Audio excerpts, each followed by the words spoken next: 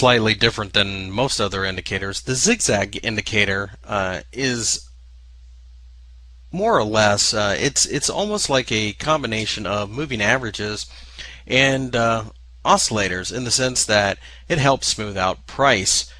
In other words, as you can see, like a moving average would be pointing down here, this line specifically just shows that we are in a downtrend, and it does smooth out the noise. Even the bump here, you can see that the line never changed. This is because, much like an oscillator, it does have a mathematical formula behind it, in the sense that the trader can set it to change direction at a certain percentage. So this may, for example, happen to be 3%. As price falls, it needs to change 3%, for example, in other words, to draw a line in the opposite direction. As you can see, the zigzag indicator makes it very obvious in this particular example in the Euro Swiss that we have very choppy and range bound markets.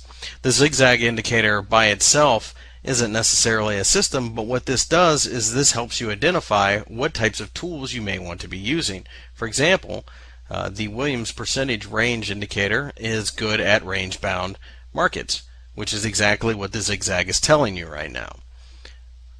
As you can see, as I change time frames, the zigzag will change with it too. Obviously, we've been in a long downtrend, and we did pull back enough to send a uptrend signal during this time period, and then a down, and then an up, and then a down. This allows us to filter out a lot of noise, as without it you can see price just generally kind of bumps around. The zigzag indicator isn't necessarily, like I said, a trading tool by itself, but what this does is it can allow you to identify the possible tools in your toolbox that you should be using for the job at hand.